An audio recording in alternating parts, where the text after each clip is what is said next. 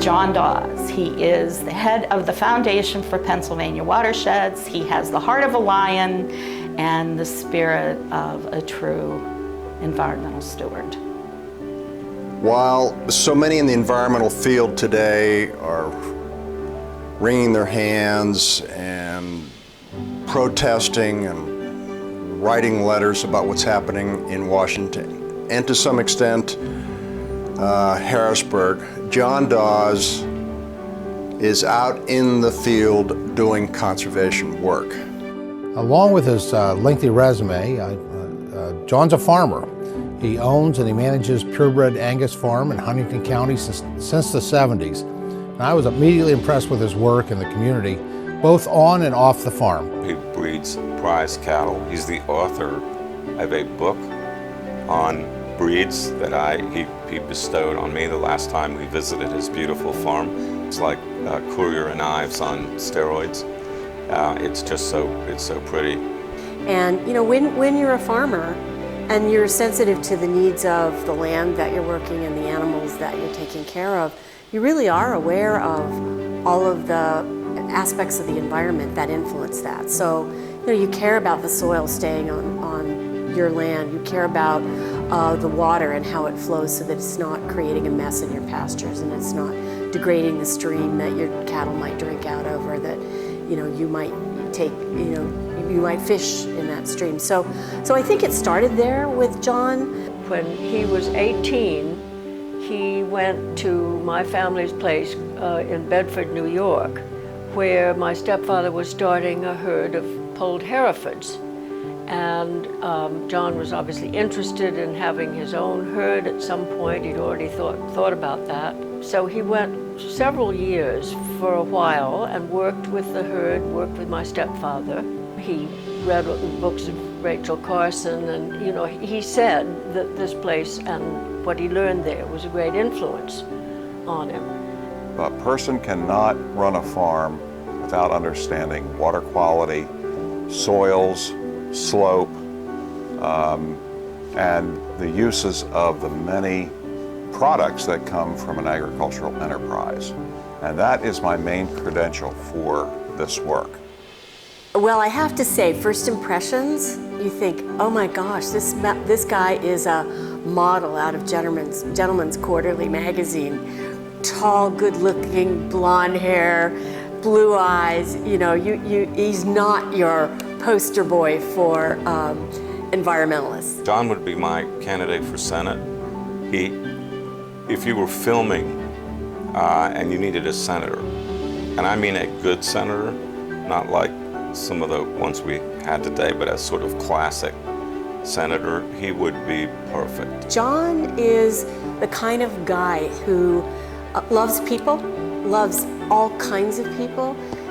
A lot of what John contributes is through force of personality. He knows the issues well, but he can talk to anybody. He's got that kind of social grace, and frankly, a lot of advocates, public interest advocates, don't. The biggest issue, the number one quality of life issue in Pennsylvania is scarred abandoned mine lands and acid mine drainage for water quality. If you're in agriculture, it's a total offense to think about 200,000 acres of dead, toxic land that's producing acid mine drainage every time it rains, loading heavy metals, cadmium, manganese, iron oxide, alumina, you know, all these potentially toxic chemicals into waterways. I mean, you cannot be involved in agriculture and not see that as an offense. It's not sexy stuff. It doesn't get a lot of publicity. But these legacies are very serious to the people that live in the coal regions of Pennsylvania, both the bituminous and the anthracite in the Northeast. It just takes a special person to pull all these different groups together to make it happen. He knows how important it is for community-based groups like Mountain Watershed Association and so many of the other watershed associations that get funding through the foundation, how important they are to the grassroots effort. I think the word when it comes to conservation, agriculture, watersheds is passion. Passionate and extremely dedicated. John is without question someone who has dedicated his life to conservation and environmental stewardship in Pennsylvania. His work has been important and direct benefits on Pennsylvania lands and water. Right now we have 1,287 grants online, with tens of millions of dollars having been invested. That has resulted in $167 million in total project cost. And the most important thing and significant for Pennsylvania is the fact that we got mandatory spending. Previously, we had gone to DC with the Conservancy and asked the Appropriations Committee for $21 million instead of $20 million last year for a multi-billion-dollar problem. So with reauthorization, getting mandatory spending into the legislation, we were able to get these payments that are now coming in at $69 million per year. When I think of John Dawes, I think of there's someone out in the coal fields, some little town in western Pennsylvania that needs help, and John Dawes is there. We've brought back to life, meaning ecosystem function, which is a core part of our mission statement, 787 miles of previous dead toxic streams through the life of the foundation. So if one calculates that there are 5,000 miles of dead toxic streams in Pennsylvania, then I need 90 more years to do this job. And once we address 7 horrible discharges in that short stretch of the Little Conemaugh, there's an opportunity for the Conemaugh to come back to life, providing 30 miles more of restored streams.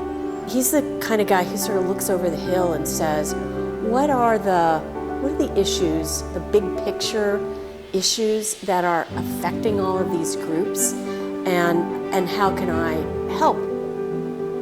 When I think of John, I think of integrity and credibility and kindness. And John is the reasonable man. I think he's kind of the touchstone for a lot of people. And again, it's hard to put your finger on it. It doesn't come, you can spend your life studying an issue and becoming very, very expert and never get to that reasonable man standard. And I don't know if John was born to it or if it just comes out of a life well lived, but he is that reasonable man. He is, to me, the model of what a steward, a good land and good water environmental steward should be. What a legacy he has established and continues to fulfill in serving conservation, stewardship, and just my appreciation to have this opportunity to congratulate him on this momentous lifetime achievement. There are many, positive outcomes to this work, and I would refer to it the way Thomas Berry, the writer, does as the great work.